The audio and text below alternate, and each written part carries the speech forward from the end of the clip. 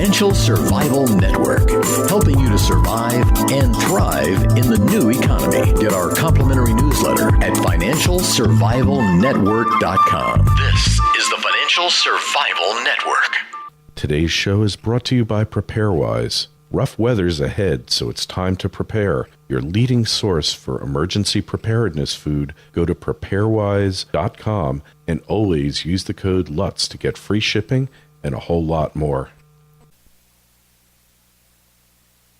You are listening to the FinancialSurvivalNetwork.com. I'm Kerry Lutz on 1230 WBZT, and it's time for another Triple Lutz Report. This is episode 308. The date is October 3rd, 2013. We are in day 3 of the partial government shutdown. That's right, partial government shutdown. If you listen to the panic-stricken officials or the officials who are trying to get you to panic, you'd think that the entire government is shut down, but only the non-essential government officials are home watching TV or on the internet, downloading porn, charging up different items on their government-issued credit cards. The rest of them are at work on paid leave. That's what passes for government employment these days. Don't be taken in by this. This is just theatrics. It's just what it is. If you listened yesterday, we had Wayne Allen Root on. He had a nice strategy for dealing with this thing, which is basically that Boehner, if he ever grew a set, if he ever had a backbone, and he's a snake, make no mistake about it, he is a snake. Look, he wanted Congress, the staffers, to be exempt from Obamacare, and he was negotiating. At the same time, he was coming out against Obamacare, all these protestations, what a horrible program it was. He was negotiating with that slimeball, Harry Reid, to exempt Congress and the staffers from Obamacare. And Harry Reid despises Boehner so much that he leaked all the emails of Boehner working behind the scenes to exempt Congress from Obamacare. And basically how anybody can look at Boehner and how Boehner can look any of his comrades in arms in Congress in the eye again is beyond me. But I always said that Boehner was a snake. The guy who was crying all the time when he became Speaker of the House, he's a slime bucket. He needs to be driven out of there, but they're all that way. Once they get to D.C., once they taste the narcotic of power, it's all over. Would I be any different? I'd like to think I would. I pray that I would. But would I really? I don't know. But for that reason, I wouldn't go there to find out, to test myself. I don't want to find out. I don't want to know. I think I mentioned, if you're ever thinking of running for political office, I did it once. I ran for town council in my town in Westchester County. Thank goodness I was handily defeated. They would have been insane to vote for me. I would have been a totally disruptive force. The good thing was that while they were busy defeating me, the person I was supporting for supervisor got in, won the Republican primary, and proceeded to really shake the town up. He's probably going to lose this election, or he might. Hope he doesn't. But I'm not involved anymore. That was my first and last exposure to local town politics. Never again. So this Boehner sleazeball, he's got no backbone. He's on the side of the collectivists, the statists, and he's been working to undermine the Tea Party, the anti-statists, the libertarian wing of the party from the moment that he got in there. He's untrustworthy. He's a liar. And look, he has given no support to the investigative committees investigating Fast and Furious, the IRS, Benghazi, AP Gate. Go down the list of scandals. He doesn't want to know about it. He's like the three monkeys: see no evil, hear no evil. You know what I'm talking about. The guy is NFG, plain and simple. He should be driven out of Congress along with the rest of them. But be that as it may, he's the speaker. So Wayne Allen Root, if you didn't listen to the episode, you really should. I like Wayne Allen Root, fellow Westchesterite, New Yorker, SOB as he calls himself, son of a butcher. He's a funny guy. He was a libertarian candidate for vice president, odds maker in Vegas. According to my friend Marshall Ronnie, not a very good odds maker. I don't know from it. I'm almost as bad a gambler as a stock picker. By the way, let me repeat the disclaimer again. If you ever listen to any investment advice that I give you, stocks, commodities, anything, you will lose money. It's a virtual certainty, at least in the short run. Gold and silver, precious metals, you'll make it in the long run, but you'll lose it in the short run. Therefore, when you go to court and try to sue me because you lost money, I will play this segment back and you will lose your case. So don't even think about it if you're thinking of suing me. You've been fairly warned. So getting back to Wayne, he's basically a libertarian like myself, but now he's a born-again Republican. Hey, Wayne, I love you, but there are programs for people like you, 12-step programs. I'll stay a libertarian. I'll die a libertarian. And, you know, Jeff Berwick, I'm sorry, I just can't buy into the anarchist way. Doug Casey, same thing.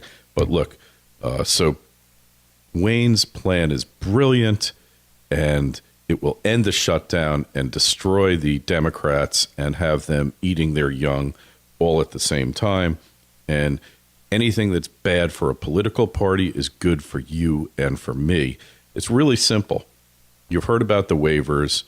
In San Francisco, 45% of the population is exempt from Obamacare, if you can believe it. So here's Wayne's idea. The Republicans go to the Democrats, to the president, and they say, look, we're through fighting. Here's the deal. We will fund Obamacare on the following condition. All waivers you've given to the unions, to big business, to business, the employer mandate, all that, all preferences are gone. Everybody gets Obamacare, period. That's the only way we're going to fund this government, end the shutdown. Everybody gets their Obamacare. No ifs, no ands, or buts. All your union buddies, everybody's getting Obamacare. If it's such a wonderful program, if it's so good, everybody's getting it, no matter who you are, no matter what your station in life, whether you're a thieving union official, a union thug, you are getting Obamacare, period. Then what is the president going to do? What is he left with? How does he say, well, no, there are some people that shouldn't have it. Unions really, they don't need to have Obamacare. It's really okay. Only the unwashed masses are going to have it. And the president will be faced with a choice.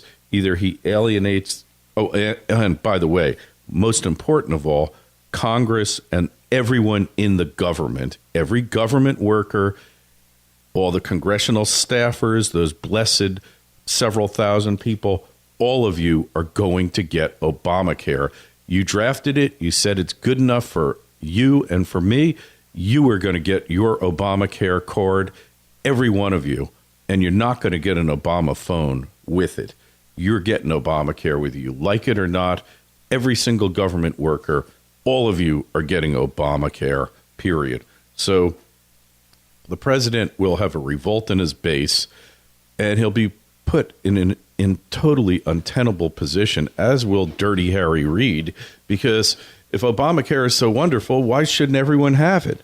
And then again, if it's not so wonderful, why should half the people have it and half the people not have it? So I think that will really put it to him, put him in a totally untenable position, and basically make him self-destruct. And I think, Wayne, you came up with a brilliant idea. The Republican Party is certainly the party of stupid, and they won't do it because they're idiots. And really, they're just co-conspirators with the Democrats. Now, interesting things have happened with these so-called health care exchanges.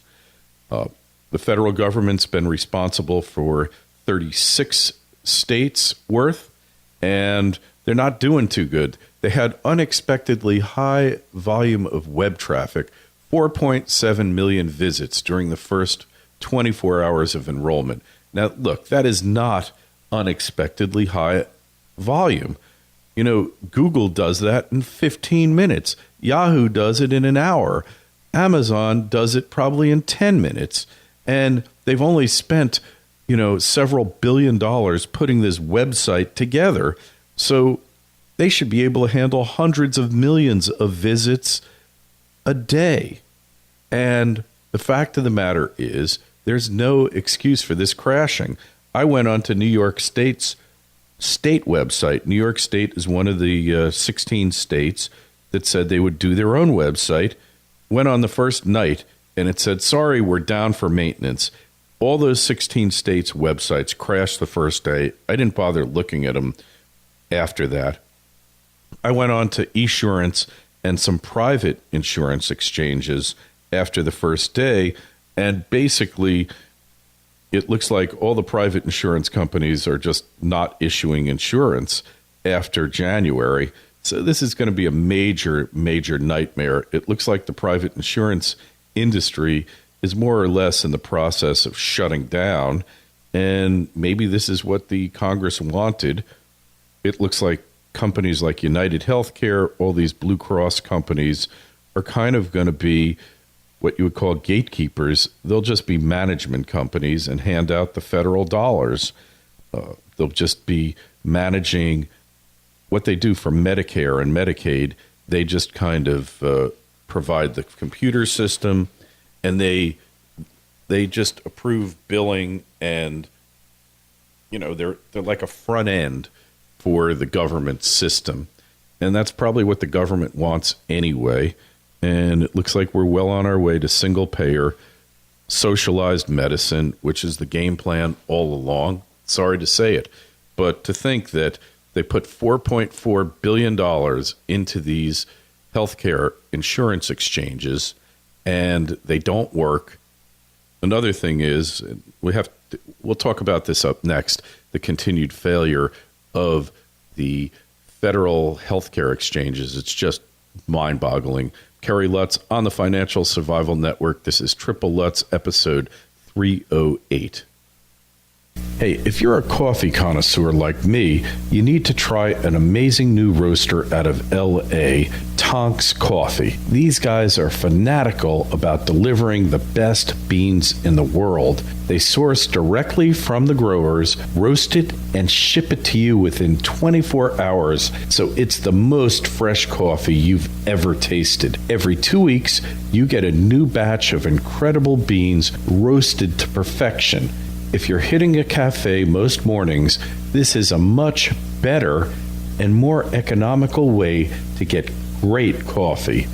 Tonks is by subscription only, and they're offering you a free sample. Use the URL tonks.org/liberty. That's TONX.org/liberty. Get some for yourself or send it to someone you know who appreciates the finer things. Tonks.org/liberty.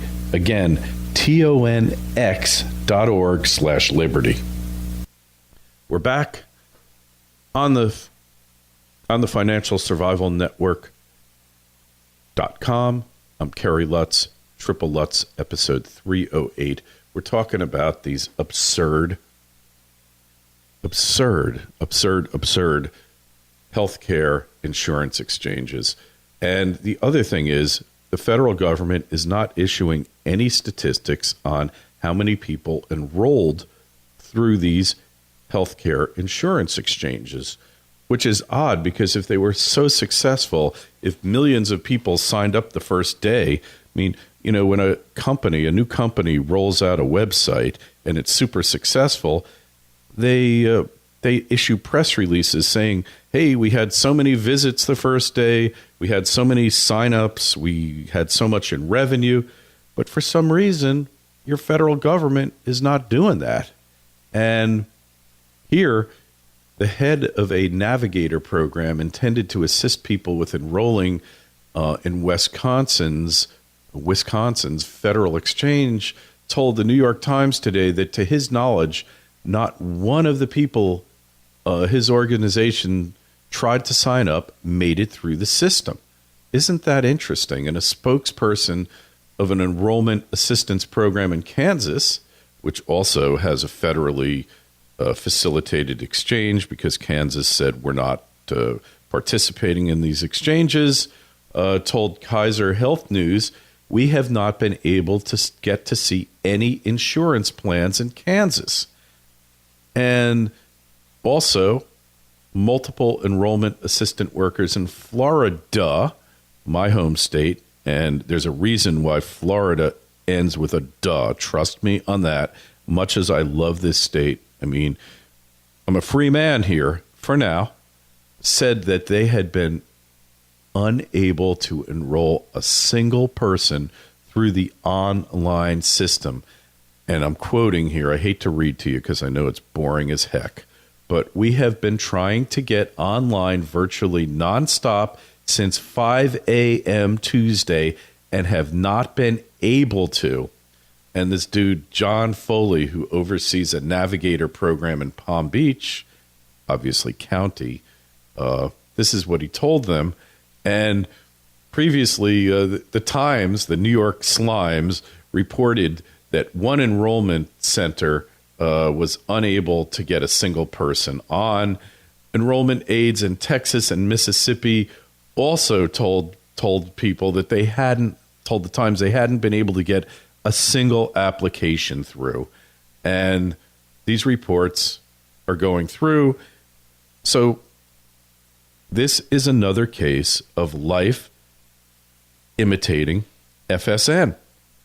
I told you months ago this thing was going to be an epic fail. And guess what? It's an epic fail. Now, the Times claimed that in Virginia there were successful enrollments. And then later on they updated the article. They updated their article and they took that out. So it no longer appears there. But point is, I told you 6 months ago this thing was going to be a cluster you-know-what. And sure enough, it's coming to pass because the federal government is incapable of doing anything. Now, when you get a guy like Pimper telling me that food stamps create wealth, he doesn't understand fundamental economics. Government cannot create wealth because every dollar it takes from a productive citizen or a non-productive citizen. But let's just assume that it's getting half the dollars from non-productive citizens and half from productive citizens. Well, the non-productive citizens weren't going to do anything with it anyway, but the productive citizens would have done something. Point being that every dollar it gets, it takes from somewhere else that may have been productively used.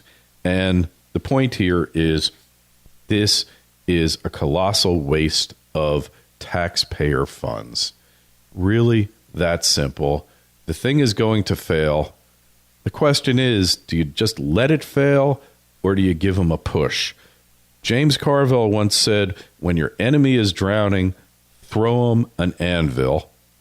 And that is true sometimes, but other times is, do you throw him a life preserver and pretend to help reel him in and let him further drown? Or do you just turn your back and wave to him? Or do you bring him in and give him mouth-to-mouth resuscitation? You know, my view here, I'm not sure. I think that this thing is so destructive to the American economy that you look for the areas that deserve to be destroyed the most and say, look, Obama, leave it here in California and New York and Illinois. Let's have an experiment there and spare the rest of the country. Let's work out the kinks in those 3 states. Let them be the laboratory, and we'll let it go in the rest of the country. And then when you have it perfected, then we'll roll it out gradually in the rest of the states, knowing full well they will never have it perfected. And interestingly enough, like I've said before, being a former New York resident, New York is one of the few states where premiums are actually going to go down because Obamacare is actually a rollback of coverage in New York, because in New York, they cover everything. And Medicaid pays most of nursing home expenses. That's another problem that Obamacare doesn't really deal with. A lot of issues in this country that we need to come to terms with. One is, what do you do with disabled elderly people? I don't have the answers, but I do know one guy that I worked on a case with was basically building nursing homes across the border in Tijuana, and it was going to cost a fraction of what it cost in the U.S. Unfortunately, that investment vehicle he was using turned out to be a big fraud, and won't get into it. But there's a lot of problems. The market needs to help solve them, get the government out of it. This is just the mother of all epic failures.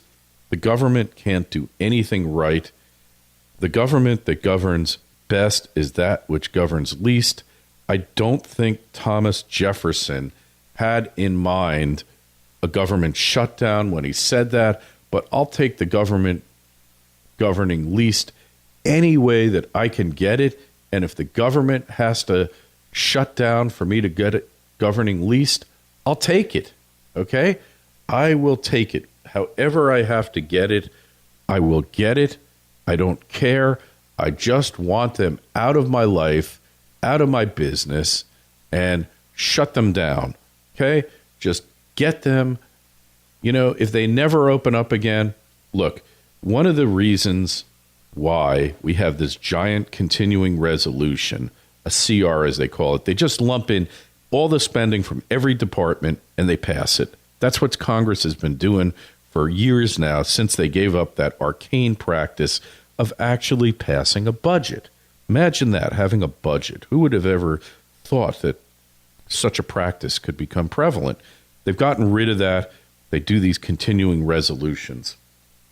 So the thing is, if you pass individual bills for each department and then break it down, like every single program, pass hundreds of spending bills and actually say, do we need this department? Do we need this Department of Redundancy department? Do we need it?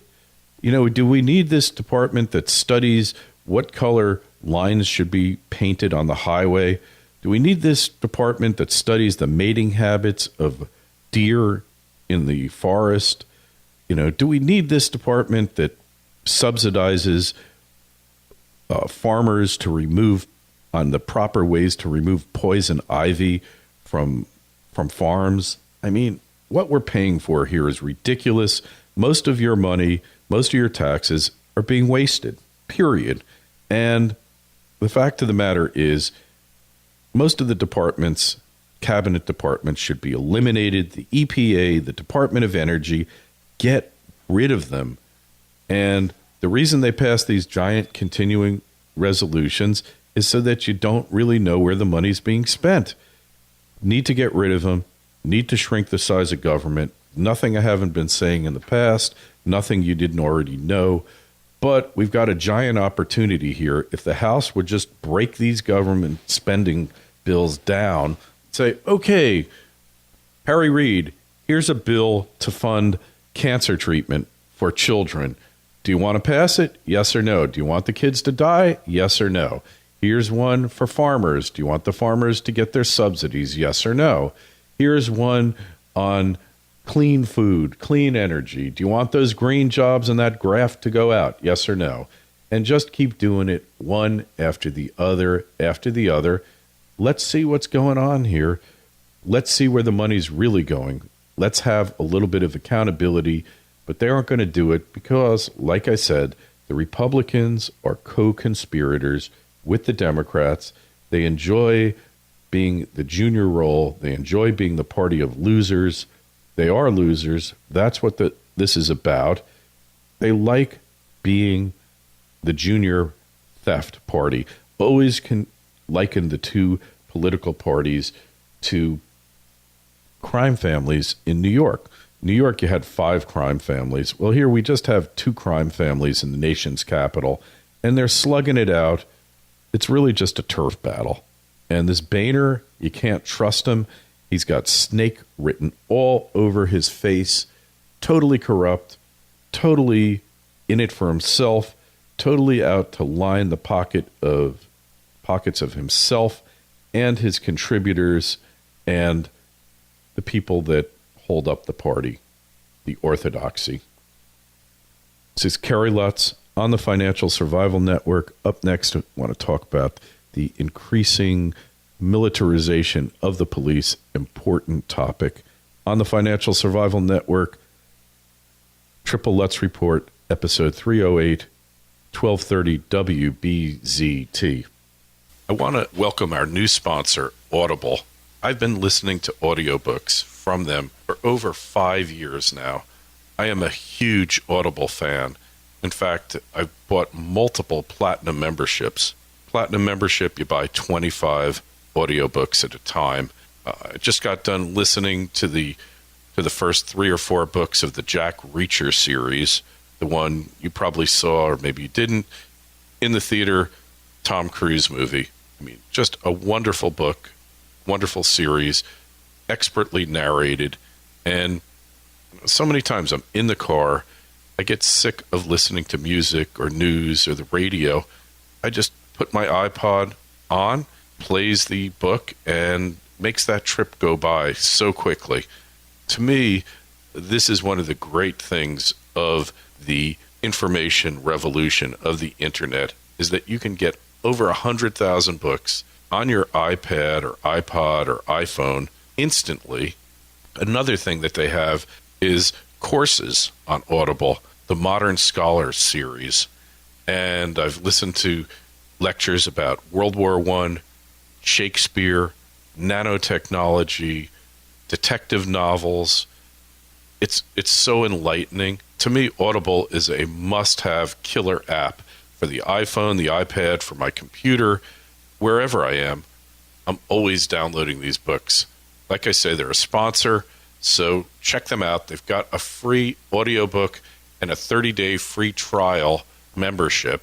Just sign up at www.audiblepodcast.com/Lutz, L-U-T-Z. Again, audiblepodcast.com/Lutz. Sign up today. Like I say, this to me is a dream sponsor. These are exactly the types of things that I like to pass on to you because I'm such a fanatical, over-the-top Audible user. 5-6 years I've been listening, hundreds of books. I used to think I was a well-read person, and it's a little strange when somebody asks you, did you read that book? And you have to say, well, somebody actually read it to me, but they actually did a better job than I could have, so I don't mind it. But my friend Sean Perger up in Vancouver, he listens to almost as many as I do, and he can't get enough. I know you're going to love this company, love their service. I do. So check them out. audiblepodcast.com/Lutz. We're back on the financialsurvivalnetwork.com. Triple Lutz Report, episode 308. We've talked about this before. You know how important it is. We're talking about militarization of the police, the warrior cop. And, remember that movie RoboCop? Well, it's getting like that. I told you when I was driving down last time from New York to Florida, the Waze app says there's a cop up ahead. I look up, and there's a cop escorting one of these MRAPs, which is a mine-resistant vehicle. It's basically like almost a tank. It's got a turret on it, and it's in somewhere in South Carolina, Georgia. I said, well, gee, I wonder what police department's getting that. And now the Dallas County Sheriff's Office has gotten one of these. It's basically a tactical military vehicle used for counterinsurgency fighting in Iraq, and law enforcement is the proud recipient of this vehicle. It's being used by SWAT teams pursuing not always guilty Americans. And this appeared in Investment Business Daily. They're one of these publications that has gone totally rogue, totally libertarian, totally against increasing government control. They just say whatever is on their mind now. They figure at some point they're going to be shut down. So in early August, a SWAT team broke through the gates of a 3.5-acre farm in Arlington, Texas, that promotes a sustainable lifestyle, and they did a 10-hour search of the property. Residents were handcuffed and held at gunpoint as police looked for non-existent marijuana plants and various city code violations. And as the owners looked on, 10 tons of their property was hauled off in trucks. Really dangerous, threatening items such as blackberry bushes, okra, tomatillo plants. What the heck is a tomatillo plant? Native grasses, sunflowers that provided food and bedding for animals, and everything from furniture to compost. And the city said that code citations were issued to the farm after complaints by neighbors concerned that the conditions at the farm interfere with the useful enjoyment of their properties. And of course, the neighbors felt that their property values were being unfairly undermined, and there was a community appearance issue. So the SWAT raid came after the Arlington Police Department received numerous complaints that the same property owner was cultivating marijuana plants on the premises. So said the city. And why not just go and knock on the door with a search warrant? But the Arlington, Texas spokeswoman, and mind you, Arlington's in Texas, freest state in the nation, right? And the spokeswoman said that the raid was legal and appropriate.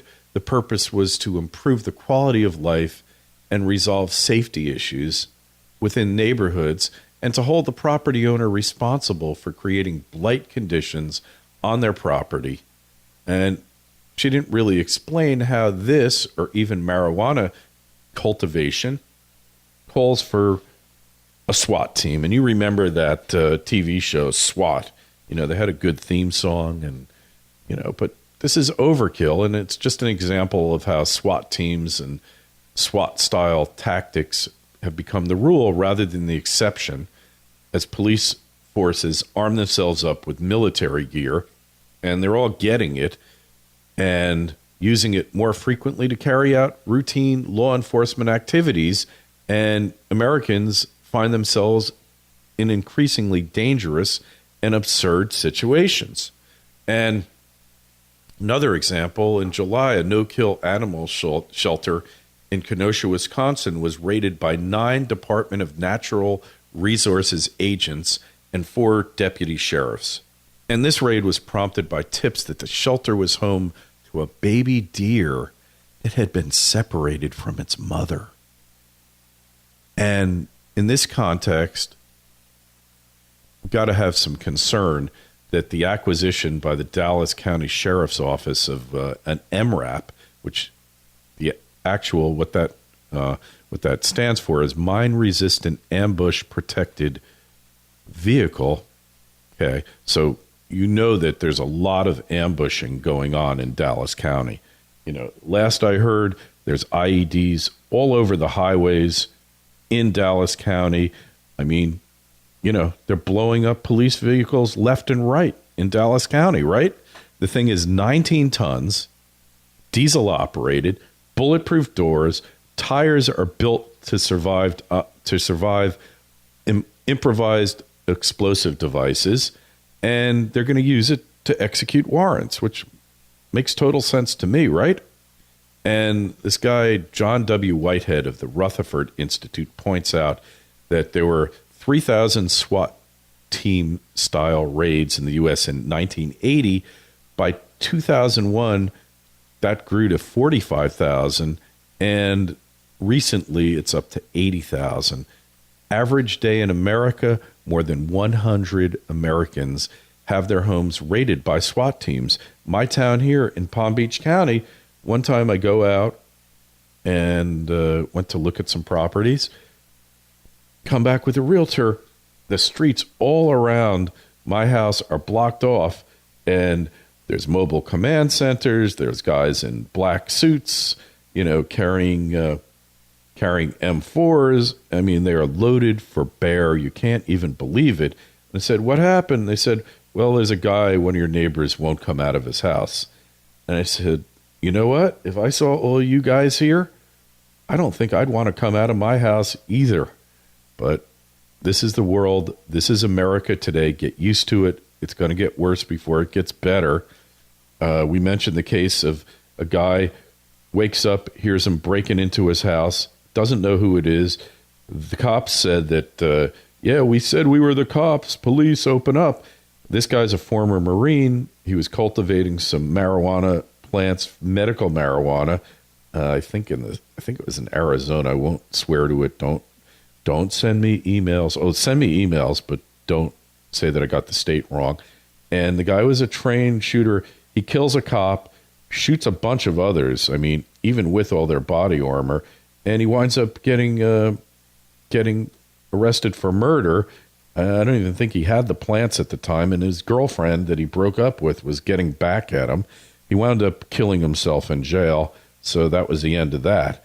But this is the danger that a militarized police department poses to you. And towns small as the one I live in, 50-odd thousand people, have got SWAT teams. Used to be like the county had it, and they'd fly in there in an emergency. But now every police department, regardless what the size of the town's got one. Anyway, we got to go. This is Kerry Lutz, FinancialSurvivalNetwork.com. It's been another Triple Lutz Report, signing off. Hi, it's Kerry Lutz. I recently decided to move my retirement account into physical precious metals to hedge against the coming times. If you want to move an existing retirement account into physical precious metals that you can hold in your hand, tax-free, there's no company that can do it more quickly and efficiently than Regal Assets. It took them just 24 hours to open my new IRA account, and all I had to do was fill out one simple form. The best part is that Regal Assets does all the work for you. They cover the setup and administrative costs for 2013. If you're interested in making the same move I did, call 855-678-6620, 855-678-6620. That's 855-678-6620, or visit them at regalassets.com. You'll be glad you did, and tell them Kerry sent you. The Financial Survival Network, helping you to survive and thrive in the new economy. Get our complimentary newsletter at FinancialSurvivalNetwork.com. This is the Financial Survival Network.